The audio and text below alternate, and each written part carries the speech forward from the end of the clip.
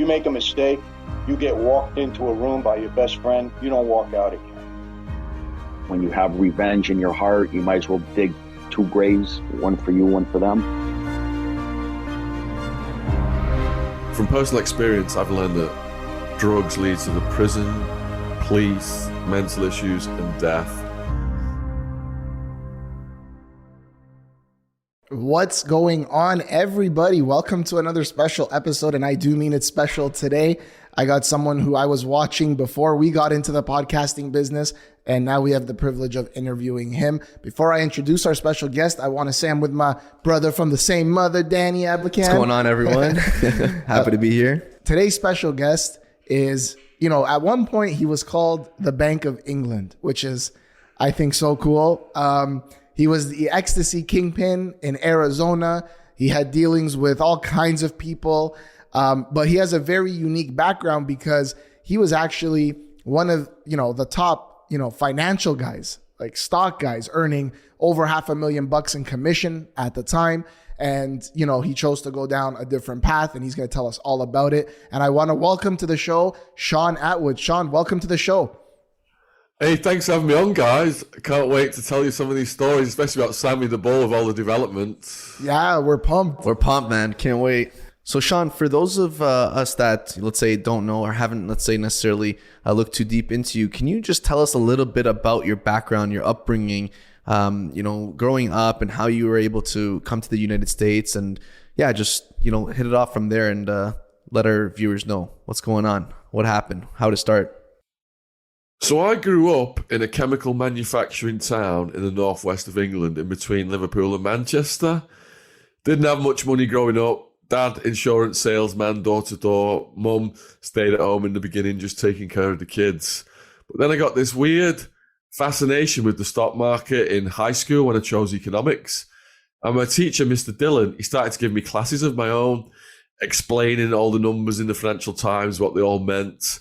And then when Margaret Thatcher privatised British Telecom on the stock market when I was 16, I borrowed 50 British pounds off my grandmother, and that doubled on its first day of dealings. I was hooked on the stock market from this young age, went down the library, ordered dozens of books on the subject, and I'd tell all my mates, I'm going to go to America, make $1 million, fly you guys over. And that's what I eventually did.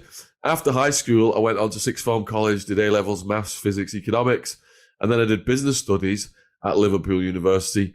But that's also where I discovered the rave scene, was during my time at university, and that became the other major path in my life. Yeah. Awesome. Yeah. So I heard on Patrick David's channel that you started doing ecstasy yourself after you were bullied. You had a particular incident that almost cost you your life. Tell us about that. Yeah, when I just passed my driver's license test, I went up to fill my mum's little red car with some petrol, and some drunks in the 20s, big rugby player-sized guys, started to behave abusively towards me. I thought it was brave to stand up to them. I think I'd watched too many Sylvester Stallone Rambo movies and Schwarzenegger movies. So I stood up to these guys, just on my own. Quickly, they dropped me on the ground, kicking me in the head, kicking me in the body. All I could do is curl up in the fetal position. One's got an iron bar, smashes me in the face, knocking the bottoms of my teeth out. Here, so I've got these nice veneers on my front teeth. Anyway, I'm curled up in the fetal position, and my whole body's going warm and numb. And I couldn't feel the pain anymore, and I thought they'd stop hitting me. I opened my eyes and they were still hitting me, but what was happening was, I guess my body had released so much painkiller, I couldn't feel it anymore. And I shit myself at that point. I think, oh, wow, these guys aren't just beating me up, they're trying to kill me here. Anyway, I went unconscious, woke up in a pool of blood, they'd smashed my car windows, managed to drive home. Parents took me to hospital. All that was broken was my teeth. But after that, generally teenagers have social anxiety anyway, a lot of them, I did. That was compounded by that incident. Won't go out and dance, won't go out and talk to women. Ecstasy came around, wouldn't stop dancing all night long, wouldn't stop talking to everybody in the club, making best friends with, complete strangers, telling them a life story, hugging and dancing all night long. So that had such a big impact on me. I swore that when I went to America, I was going to transfer that scene over to Arizona. Yeah. And so you started, correct me if I'm wrong, you started doing Ecstasy before you started selling it, or was it around the same time? Yeah, I started taking Ecstasy in the UK when the rave scene began in the late 1980s. Every weekend, you saw young people on the news, they're breaking into warehouses, breaking into airplane hangars, wearing all this crazy colored clothing, dancing to this new style of music and taking Ecstasy. They're all smiling, and the cops don't know what to do about it. So my mate out of Manchester is like, you got to come and check this out. And that's how it began. Yeah, and then you come to America, and you're pumped on the financial side of things. You wanna get into the business. You become a stockbroker essentially, and then you work for a company. So how did that go? Tell us about the company you were working with. So originally, I graduated with a business studies degree from Liverpool University. One of my professors there was Sir Patrick Minford, chief economic advisor to Margaret Thatcher. And it was quite heavy going. The essays, the calculations, the calculus, the balance of payments equations, all that stuff. So I get to America, and when I sent out my resume to all the different stockbrokers in Phoenix, one immediately called me in for an interview. I didn't know at the time. I learned quick, fast though that it was a penny stockbroker, proper Wolf of Wall Street stuff. So I go in, and there's this boss. He's like, looks like a mafia don. And we have the interview, and he says, I can have the job, but I've got to get the license, the Series 7 license. And it's commission only, and I can't make money till I get the license. Now, I'm living off my student credit card, so I'm thinking, how fast can I get this license? So I say to him, it can't be that hard, can it? I've just done this degree at Liverpool University, economics, accountancy, finance. I've been trading in the stock market since I was 16. He goes, oh, yeah, you've got to go to class to get the license.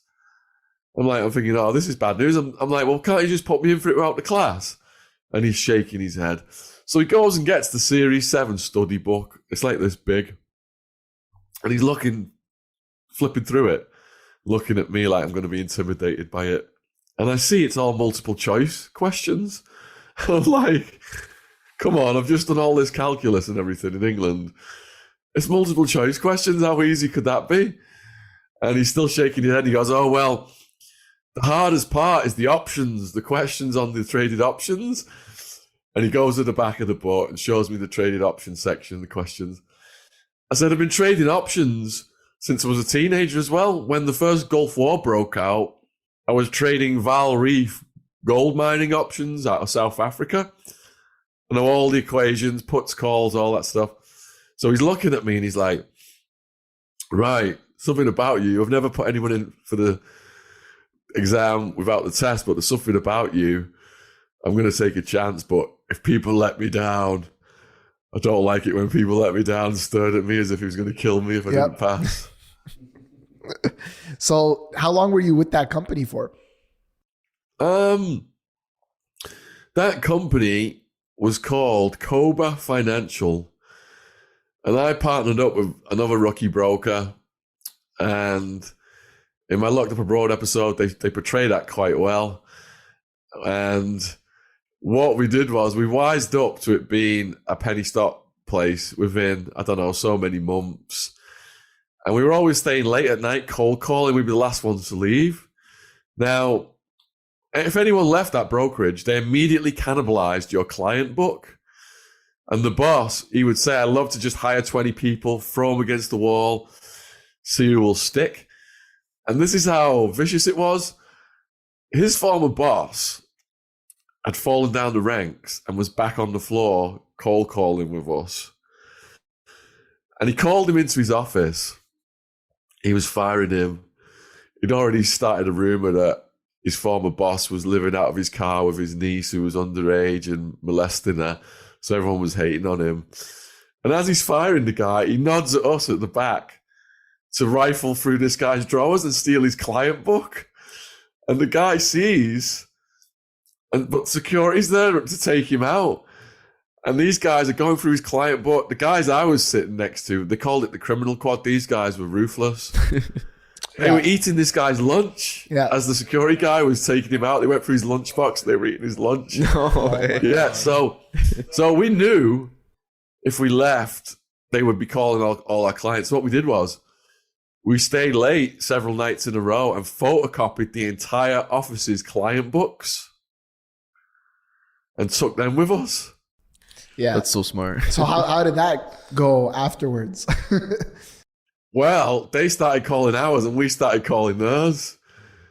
And it ended up with the boss of that office calling the boss of our office after months of us poaching. And we had to stop at some point, yeah.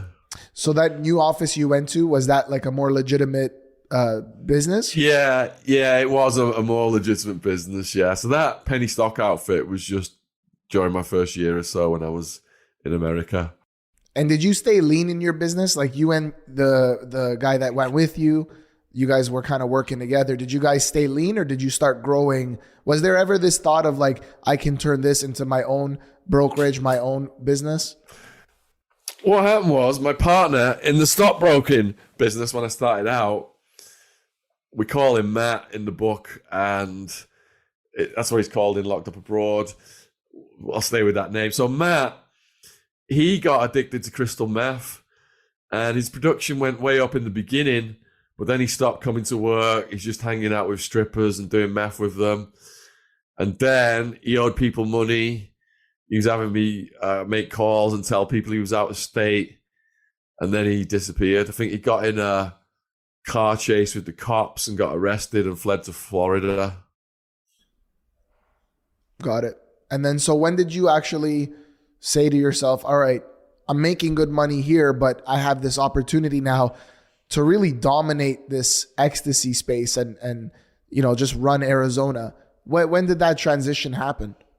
The rise of the ecstasy enterprise was a gradual one from the mid to late 90s until a year before the SWAT team came, May 16th, 2002.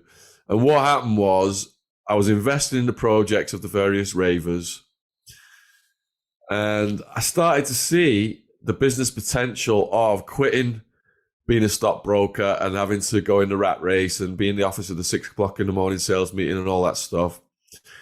I thought, right, I could just party, make money off the party scene instead.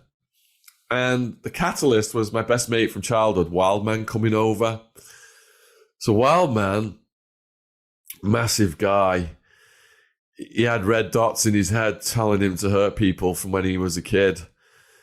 And the teachers got so scared of him in his high school because he got really big. He was picking teachers up and putting them in rubbish bins.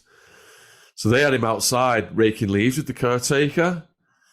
So Wildman, I promised Wildman when he got out of prison, because he did go to prison while I was in America, that I was going to help him channel his aggressive energy into becoming a wrestler. This is how idealistic I was. I thought he would be able to fight Hulk Hogan and Andre the Giant and all those people back then. And he came over. I rented him a place near the British pub, the Georgian Dragon, thinking he'd just have a couple of beers with the expats and wouldn't get in any trouble. And within like a few months, me and my girlfriend went over to visit him one night, and some Mexicans answered the door, and we said, "Where's Peter?" Because that's his name. And they were like, "There's no Peter here." I'm like, "Yeah, Peter, he lives here." And I'm like, getting a bit upset. Anyway, next thing, they display that they've got guns. So me and my girlfriend start backtracking over the road. Wildman just bounces over the road, smiling. I said, "Peter, what's happened with your place? We almost just got shot."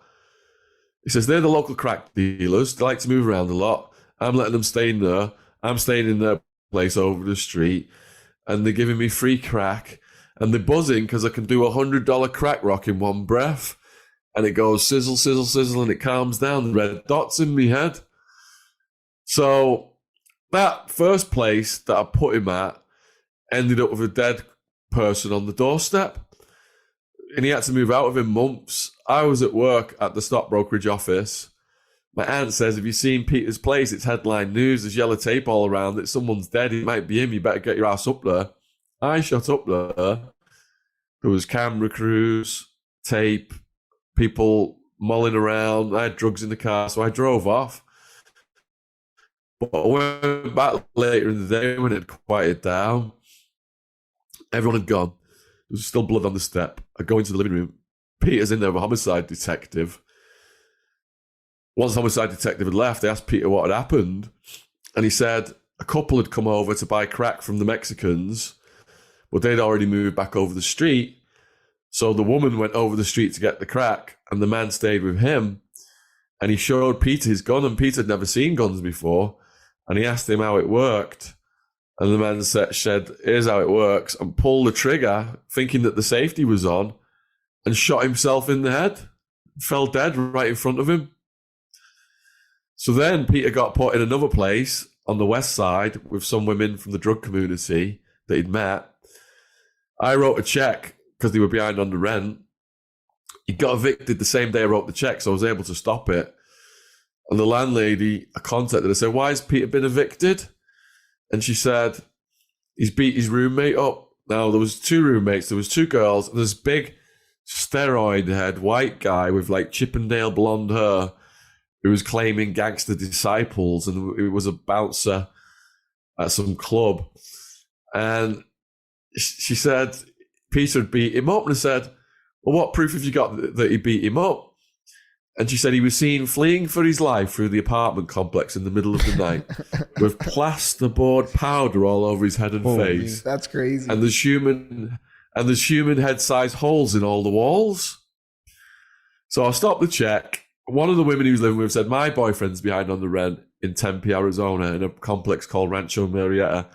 If you fix that, Peter can move there. Now this became the start of the criminal enterprise. Tempe, party town. We're just raving all weekend long and having after parties at his place. And I could only get like 50 to 100 pills from the local dealers. But everyone's asking us for Ecstasy. It's going for $30 a pill. So we found out through a guy called Acid Joey. Wildman's dead and Acid Joey both dead. R.I.P. both of them. Acid Joey, he found out where they were getting them from out of LA. So we all took a trip out to LA. And that's when I experimented with buying 1,000 pills. And they went in one weekend. I was thinking, right, I'm going to quit being a stockbroker now and do this full time. And so at this point, how big was the enterprise? So this is the inception of the enterprise when I just quit the stockbroking in about 1997. Wildman gets deported for his first time and banned from America for life for being a menace to society. But I send Mission Impossible style teams of people around the world smuggling him back in through Mexico and Canada because he keeps getting deported, because he just goes on the rampage everywhere he goes, blowing houses up, setting fire to houses, just maniac level behavior. And when he was gone after that period of time, he'd already introduced me to the New Mexican Mafia, especially a guy called G-Dog, whose brother was in the New Mexican Mafia, who became one of my main bodyguards. So those guys had my back. Do you want me to give you a quick Mexican Mafia story about meeting them? Please do. Yeah, that'd be great. Because this is while I was a stockbroker. So in Rancho Murrieta now, we've got Wildman positioned over there. We've got another apartment with a guy called Fish and Seth living it, who's selling pills for me. Seth's also one of my bodyguards, massive guy. He's also dead now. And I get a call from Fish at the office. He says, you got to grab Wildman and Seth and bring him over here, because Seth wasn't there. He was with Wildman. And I said, I'll go and get him from Wildman's then and bring him over. What's the matter? He says, I can't stay on the phone, just get over here as soon as possible. So I'm thinking, oh shit. I go looking for Wildman, I can't find him. Him and Seth were actually out collecting crack debts for the Mexicans, who were run by a Colombian guy who I eventually met. I think they must have been working for the Cali cartel back then. That's when they were active. And they were collecting debts for those guys in Central Phoenix. So I head over to Fish's, and Fish answers the door with his girlfriend, and she's crying her eyes out. I'm thinking, oh no, someone sexually assaulted his girlfriend. I'm like, what's up? And they won't say anything. And I hear this noise. Zzz, zzz. Like, what's that? I'm looking towards the other room where the noise is coming from. And like, you best go look. So I go into the room and open the door. And there's a naked, hog-tied man on the floor. He's got like a rockabilly quiff. And there's a bunch of Mexicans stood over him with cattle prods. And the main guy, their leader, is an older Mexican guy with silver, slicked back hair. And he's giving them orders. And I know him because he's a friend of G-Dog, who Wildman has introduced me to. And I look over at the guy with the silver hair, and he just gives me a nod, like, you know, welcome to the family kind of nod. And I'm looking at this guy, and he gives the signal. And as the cattle prods touch the guy, piss just shoots out of his dick all over the floor. And he starts rocking like a rocking horse. And he's gagged, and I'm looking at his eyes. And I've never seen so much terror in a person's face. Now, I'm just a stockbroker at this point. You know, I've never, ever claimed to be a gangster in any of my videos. I'm a stockbroker gone wild. I'm a business studies graduate. And this is gangster level stuff. So I'm shitting myself, but I'm thinking, if these guys see that I'm shitting myself, I'm going to be a liability to them. So I've got to put on a front. So I'm like trying to like act tough, you know, and just take it in my stride. And the silver hair guys looking at me, praising me. And in the end, I just say to them, look, it looks like you guys have got this under control. I'll let Wildman know when I see him, when I find him. And I got to get back to my office. And the silver hair guy is like, yeah, you know, kind of like you're in with us now, kind of look to him. And on the way out, I said to Fish, what happened? And Fish said, as you know, I've been selling your Ecstasy, and I'm also selling product for those guys.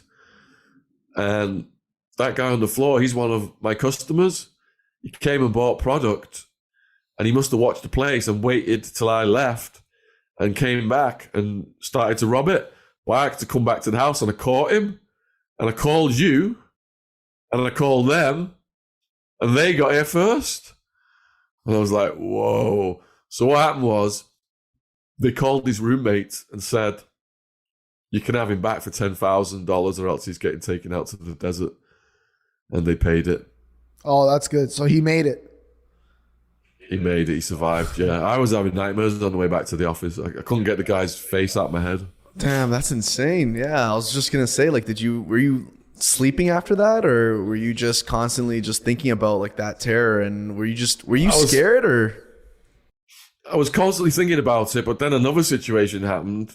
And I think increasing my drug intake kind of like eroded my trauma and my conscience combined, because we were at an apartment again, having a party in Rancho Murrieta. G-Dog shows up, who's brothers in the new Mexican Mafia. And when G-Dog showed up, I was the Ecstasy supplier and he was the weed and meth and coke supplier. So we got talking.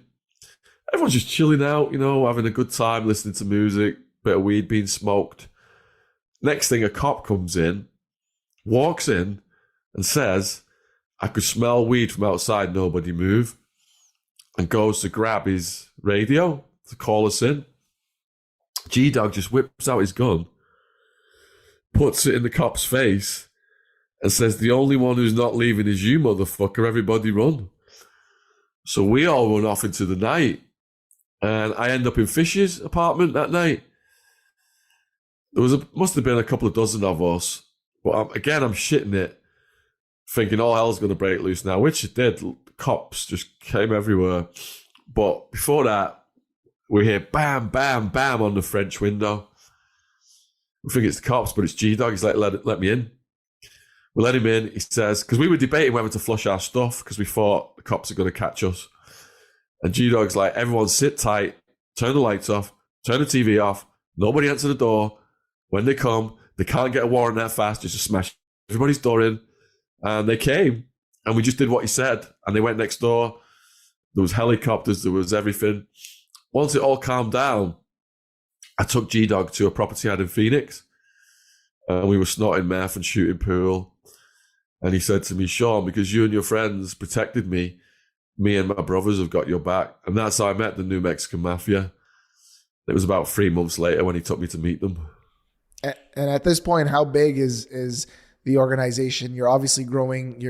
How many pills are you bringing in every week? All right, at this point, I'm still a stockbroker, so we're getting like 1,000 pills from LA every week. That's all it's at right now. But I'm forming the key alliances for when it's going to get really big.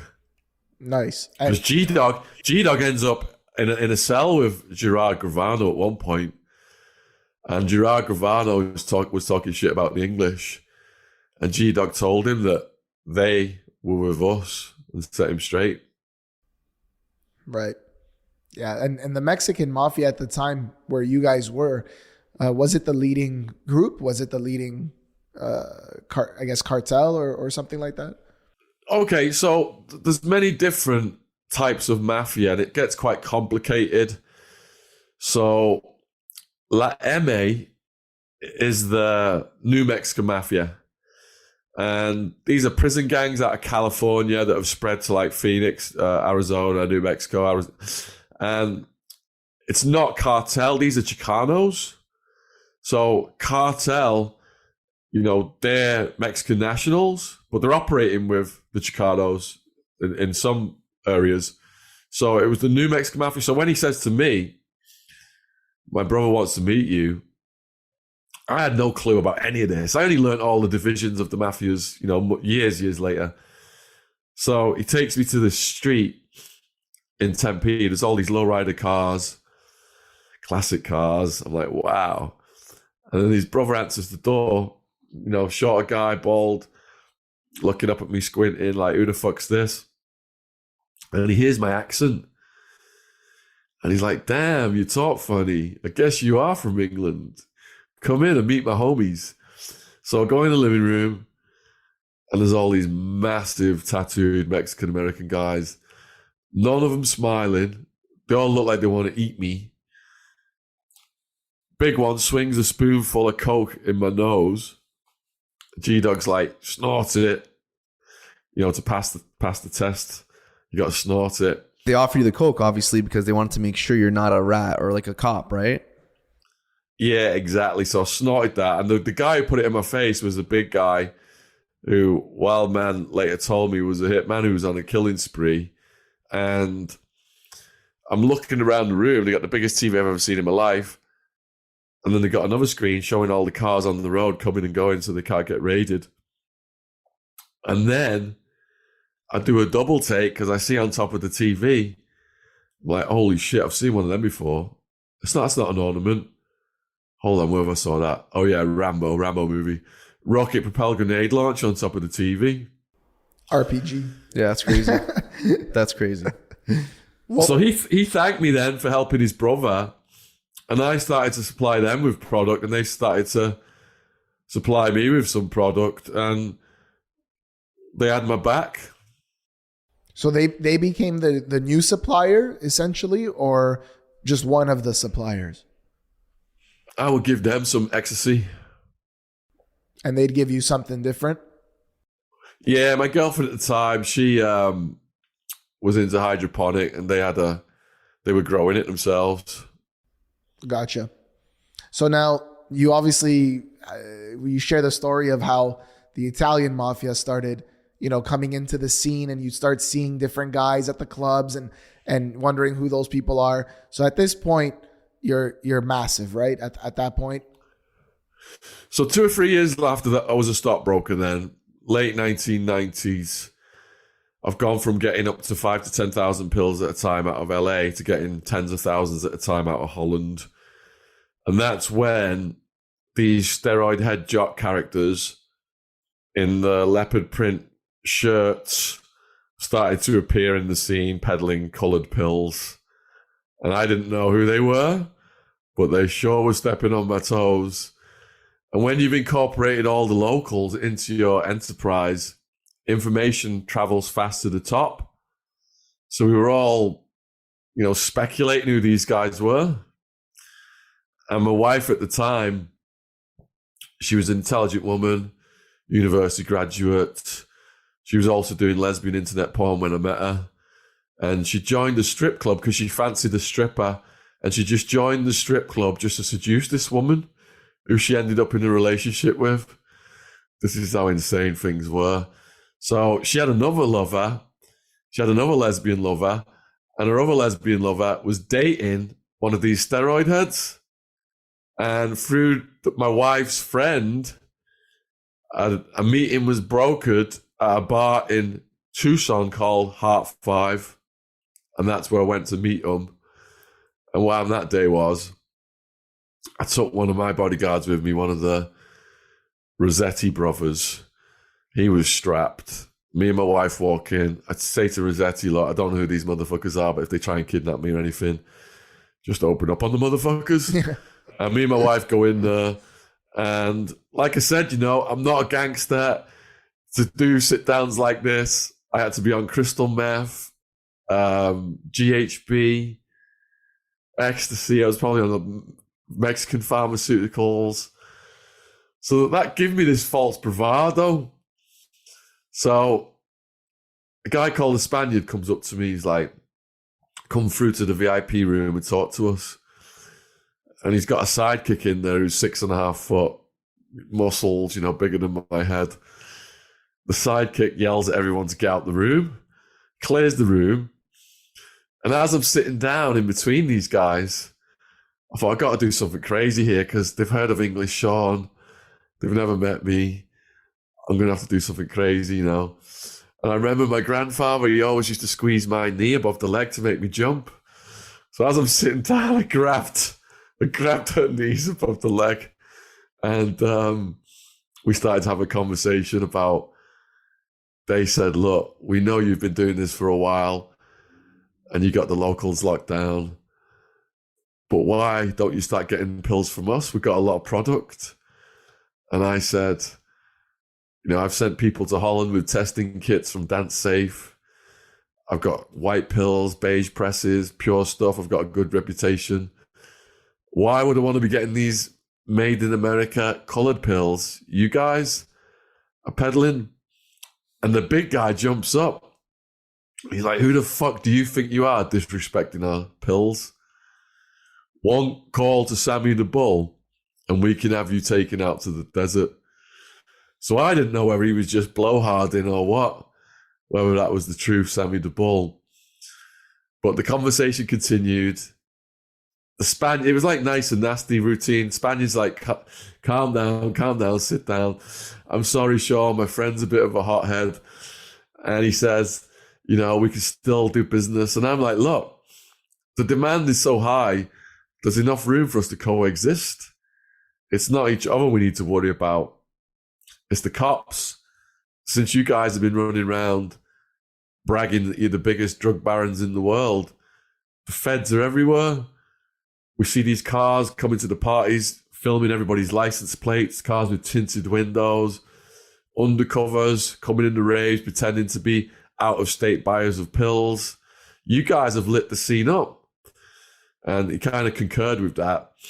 And it left on a friendly note with the Spaniard, but not the other guy. So my wife was passed out on a sofa when I found her on GHB. And Rossetti picks her up and we carry her to the car. And he's like, how did it go? And I said, they're claiming they're with Sammy the Bull. And he's like, oh man, if that's for real, this shit's getting way heavy. He's whacked a lot of people. So we kind of took them seriously, but we weren't sure whether they were just boasting about it or not.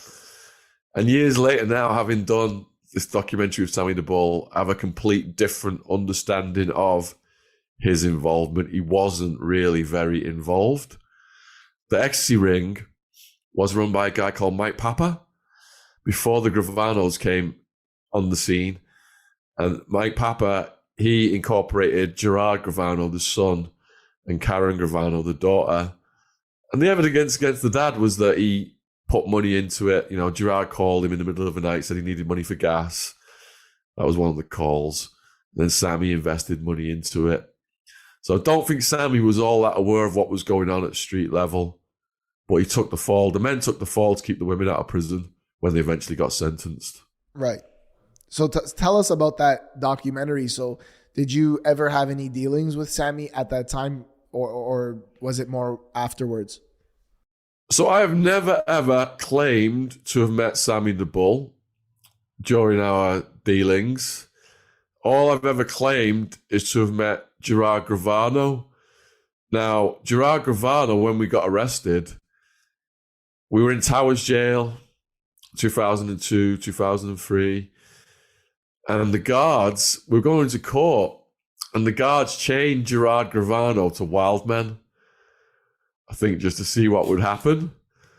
And Wildman's looking at me like, do you want me to do him in? And I'm saying, no, we're in enough trouble, man. We don't want to do that. What we need to do is, because he got arrested before us, find out what he's going through and these games that the prosecutors play and get as much information out of him as possible. So that's what happened. We spent the night with Gerard Gravano chained up together, going to court. He was a champion arm wrestler, really strong. And eventually he told me a story where he'd almost successfully kidnapped me from a nightclub and was going to hold me hostage. And if the ransom wasn't paid, take me out to the desert. And what happened there was I was at the Crowbar with Wildman, Wild Woman, G-Dog, and more of my people. And they'd advised me to leave. They said it had got a bit moody. The atmosphere had changed. So I'm on GHB. They dragged me out of there. And Gerard later told me he'd arrived just after we'd left. So they had a bounty on me, and a striptease dancer had called it in and let him know. And he'd packed a gun, and his crew were on the way to get me. So we just missed them that night. That's going to be in this documentary. I'm not going to say the name of the major distributor of the documentary, but it is one of the biggest ones in America. And it's approximate 90-minute documentary coming out about me and my Ecstasy enterprise versus the Gravano enterprise. And they've interviewed family members of mine and family members of his, because they want to show the family side as well. When I asked my mum if she was willing to be in it, I said some people are coming to the house to film, and she thought like 2 or 3 people were going to show up. There was like trucks of people and equipment, like it stopped the cars on the street. It got so chaotic. But they did a really good job, I think. And I can't wait to see the finished product. It's coming out this summer. Nice. Can't wait. Looking forward to it. Yeah, summer 2023. Good stuff. So when did you, like, I'm trying to understand, you have this background, this financial background, this education and experience. And then, you know, that story with the Mexican Mafia where the guy is tied up and you're traumatized by seeing that, like, it's crazy. But your friend called that person, the Mexican Mafia, they called you because they know you would have taken a different approach to it. So were you battling this lifestyle of, I want to do things the right way, clean way, the least amount of violence as possible, and just make money? That's really what it's all about for me. But then were you battling that with, I gotta get violent at some point, I gotta start, you know, being involved in that in order to protect myself? Well, Wildman was extremely violent all the time, and that was just him having fun on his own. It wasn't me directing him to do things, but the fact that he was that violent kept everybody in check. Now, he ended up wanting to murder my top Ecstasy salesperson. And how that came about, and this is what brought the organization down. My top Ecstasy salesperson, I'll call him Skinner, and he has been interviewed for this documentary that's coming out as well. He ended up getting enticed to a nightclub in Scottsdale by Sammy The Bull, Gravano Enterprise Associates, under the pretext of selling them some pills. They took him into the men's room, smashed his teeth out, took his pills, took his gun, took his money, And that's when, major problems started with me and Sammy the Bull's crew. Wildman came back over. Now, this guy Skinner was like little brother. Me and him just hung out all the time. When Wildman came back over, I started hanging out with Wildman more than Skinner. And I think that frustrated Skinner. And he was smoking sherm sticks, smoking meth, smoking crack, and getting more paranoid. So he started to scheme against me. And one of the things he did was, Wildman ended up back in a deportation prison. While he was in the deportation prison, Skinner sent some Southside gangsters, recruited some Southside gangsters in this scheme whereby a firebomb was launched through Wildman's missus's window, tough woman from Liverpool called Wild Woman. And in the rankings of the criminal enterprise, Wild Woman was ranked higher than Wildman. She was number 2. And the cops filmed her chasing Wildman out of the apartment with a big fan trying to whack him and all this stuff. So she's quite a character as well. I've interviewed her a few times on my channel. And so what happened was, this firebomb comes through her window, almost sets fire to her. She's got a scar on her face. And these Southside gangsters show up and say, look, we've been sent to take you to safety and for you to grab your pills and come with us. But they were going to steal her pills, but they didn't know what they were messing with. And she's like, do I look fucking stupid to you guys? I'm from fucking Liverpool, you can't fuck with us. I ain't getting no fucking car with strangers. I told them to fuck off. They didn't know what to do. So we found out that Skinner was behind that whole thing.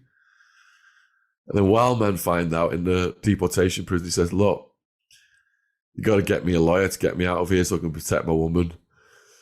So he got deported. It was expedited. Smuggled him back into the country. And that was it. Then he was on a mission to kill Skinner, and I couldn't stop him. And we were all trying to talk him out of it. Because anytime anyone proposed murdering anyone, I'd say, look, we're ravers. It's a peaceful community. If you murder someone, homicide are going to get involved. It's a death penalty state. It's a whole new level of consequences. So I was always the sensible one when it came to that level of criminal activity. But Wildman couldn't be stopped. So I had a cellmate, a friend on the streets who later on the Italian Mafia moved him in my cell. He was a guy called Joey Crack. He was like a walking drug testing kit. He just put drugs in a syringe and stick them in his neck and tell you whether it was good or not. And Joey Crack, he told me that he'd gone to Skinner's apartment around the time Wildman was looking to kill Skinner. And Wildman was in there waiting for Skinner to come home. And Wildman had every weapon known to humanity laid out in Skinner's apartment. Like knives, hammers, pliers, baseball bat, golf clubs, everything. And then when Joey Crack came in, Wildman thought it was Skinner, just grabbed him by the neck. Imagine this massive, big guy. When he died, approximately 2 years ago, he was 6'2" and 29.5 stone, which is probably hundreds of pounds. He's like this big. And so he just grabs Joey Crack by the neck, almost crushing the life out of him. Joey Crack's like, it's me, it's Crack. Don't kill me, Wildman. Don't kill me, Wildman. Well, he said Wildman had just sweat just dripping off his ears and his chin. And his eyes were blood red. He'd been awake for a week at least on crystal meth and crack, not slept, almost squeezing life. But Skinner got so scared he went to the cops. The cops had 10 witness statements, and he gave the inside scoop. No one else had the inside scoop. So tell us about now how you get arrested. You get sent to prison. What was your prison experience like? What was your first day in prison like? Talk to us about that. So have you guys heard of Sheriff Joe Arpaio? No. Famous America's toughest sheriff in Arizona. Black and white striped outfits, pink underwear, tent city. So I ended up my first year was in Towers Jail, which was run by him. I'm unsentenced. I'm fighting my case for 26 months. So first day you go in a processing center called the Horseshoe. It's like this subterranean horseshoe-shaped cells, sequence of cells. And as soon as you go in, they take your belt off you, your shoelaces, go to a plexiglass window, there's a little old lady screaming at you. Have you got HIV? Have you got lice? Have you got hepatitis C? And asking you all these questions. And then you go in the cells and it's like 30, 40 people just sardined in these cells. Gangbangers, rival street gangs. When they see each other, it's on site, fights breaking out, blood on the walls.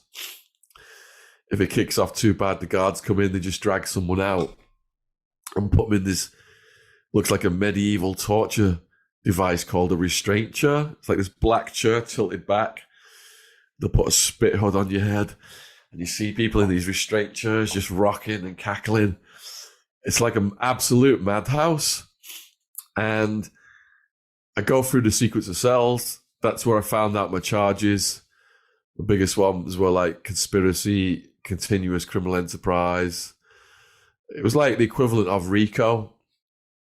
They put all the organized crime charges on us. And when I saw my bail was $750,000 cash only, I was like, oh man, you're in some shit here. So it was a day or so, we went through the Horseshoe, and then I got classified to Towers Jail. And Towers Jail, they separated me from Wildman. I was in Tower 6. And right away, the skinheads, the AB, Aryan Brotherhood, come up to you.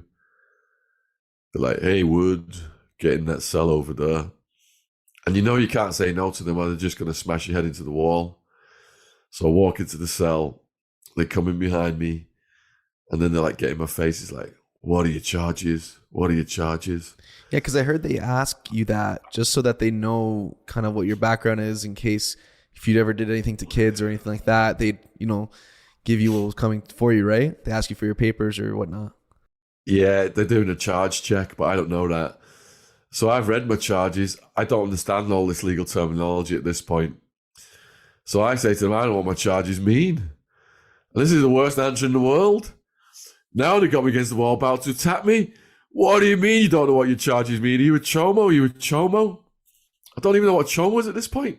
So some charges were KOS, kill on sight, pedophiles.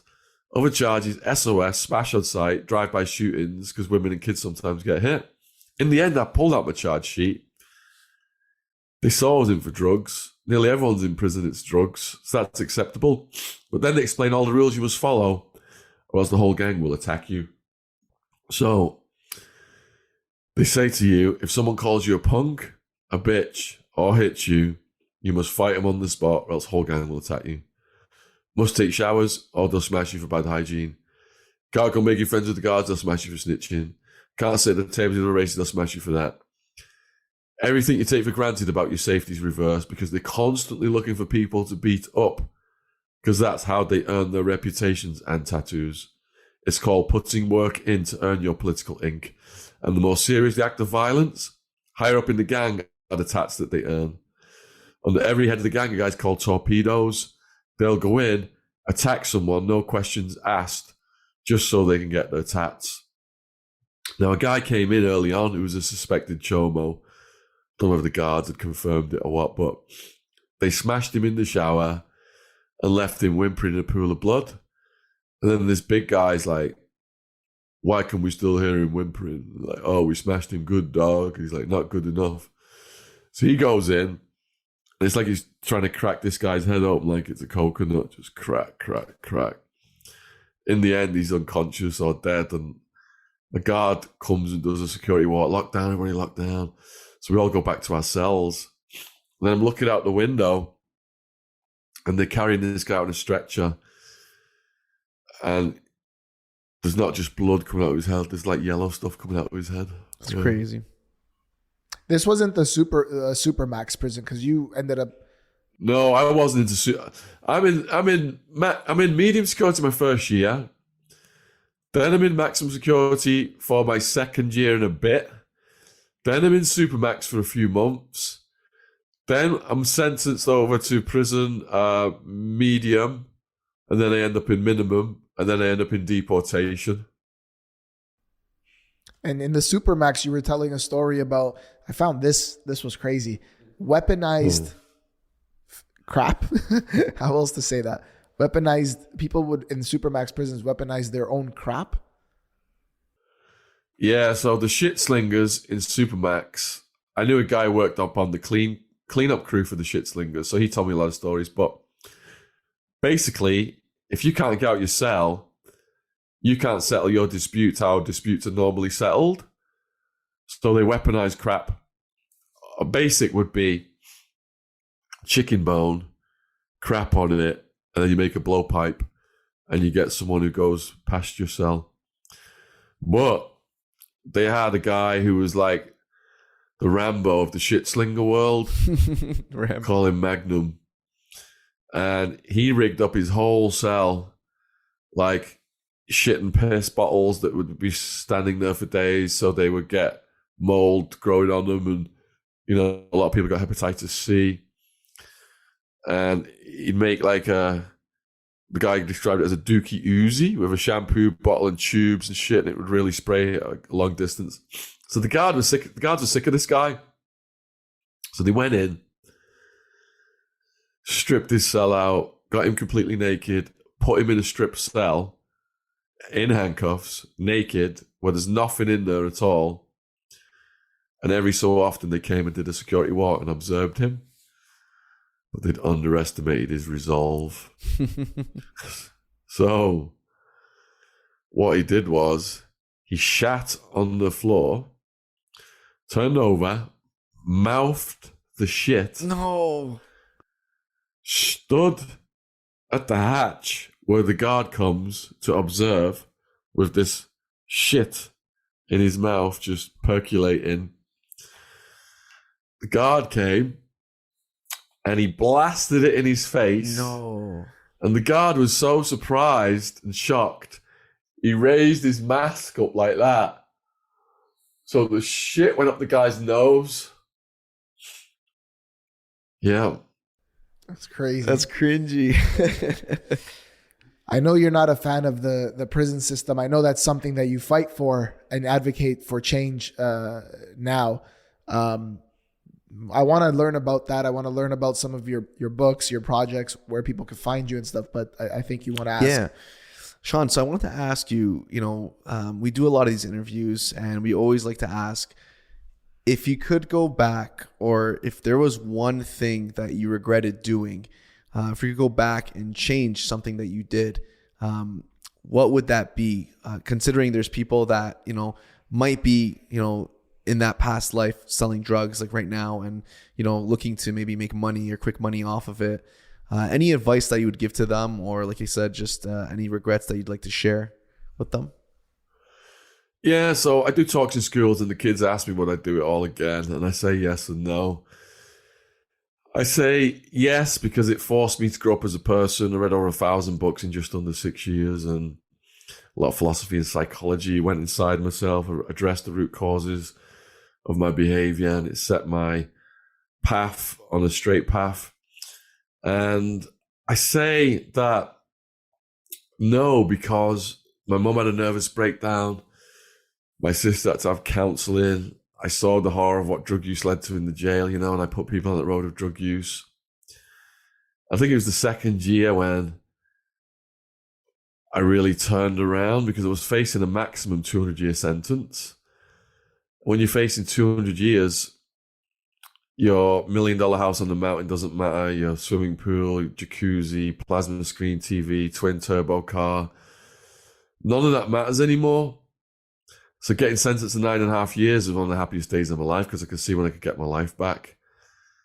But reflecting on my lessons I learned, I've written a book actually called Life Lessons. It's the 10 most important lessons I learned while reflecting in prison. And one of them is just to make slow and careful progress in life. I abandoned that fast. I abandoned my slow and careful progress that I'd set from age 14 to be a millionaire in the stock market for the excitement of the fast cash, the ego, and being a person, being a Mr. Cool guy. And that's more important than the money. I mean, even when Escobar was worth 30 billion, I've written 5 books about him as well. His brother Roberto said, why don't we quit, buy our own island, kick back, won't get killed, won't spend our lives in prison. And Escobar was like, you want me to kick back on some boring island when I've got 10,000 people working for me? I put the president of Colombia in power. And because of that, he died young. So addiction to the lifestyle is what's strong. And if young people watching this, I say to them, just stay on that path of slow and careful progress in life. If I'd have stayed on it, I probably would be worth about 10 million right now instead of losing absolutely everything and causing all this harm to my family members. But yet again, I've also learned through this that money is not the meaning of life. Happiness is in your heart, and that's determined by your thoughts and what they make it. Some of the wealthiest people in the world are some of the most miserable people in the world. I'm not knocking money, you know, I'm an entrepreneur now. I've got my books, talks, YouTube channel, but I'm way more measured than the mercenary person I was when I was young. I wake up with a smile on my face, not doing all this, you know, planning and stuff, and just get on with my day and just everything just grows organically and nicely. And it did all start with the blog that you just asked me about, actually, because in 2004, my writing was smuggled out of the maximum security Madison Street jail by my aunt. So my journey is completely documented with timestamps online. That's the very first ever prison blog. It's still there. It's called John's Jail Journal, JON. And the YouTube channel came about in 2007, which made it the first prison YouTube channel. And the activism, you know, exposing what's going on, and then using the channel. Because so many people helped me when I got out to get my story out there. So now it's my karmic responsibility to help other guys who've been in prison get their stories out there. And that's what we've done. We've interviewed almost 1,000 people now on the channel over the years. And for a lot of the guys, it's been a life-transforming experience. So, you know, it makes me feel good. That's the kind of thing I look back on, not all the money I made in the stock market. Amazing. Awesome. Thank you. And we're gonna put your YouTube channel in our show notes and all that stuff. Before we close the show, is there any last thought that you want to leave our audience with? So young people, the drugs lifestyle starts out fun at first. That cannot be denied. The pleasure is very high when the first time you take drugs, and the pain is very low. But every time you take drugs, the pain slowly rises in the background, the side effects, and the pleasure's slowly going down. So to try and get to where you started, you mix your drugs up, or you do harder drugs, or you do more drugs, but you never get back down, and the consequences arise in the background. So from personal experience, I've learned that drugs lead to the prison, police, mental issues, and death. One of my main guys, my right-hand guy, was a guy called Courtney Bates. People can look this up. He was the guy who we rented a house just for the cash. He would do the collections. Only me and him knew what it was. You know, I'm just kicking back my $1 million house in Tucson. Courtney Bates comes up and tells me whether things are going good or whether things are going bad. We never speak on the phone. That's how it was run at the peak of it, so the cops wouldn't detect us. He never took drugs, and when we all got arrested, he got so depressed he went to heroin, and his parents sent him to a rehab where he hung himself, and he was only in his 20s. Yeah. Wildman, like I said, copious amounts of drugs, staying up for weeks on meth and crack, smoking it. They had to put a stent in his heart when he got to prison.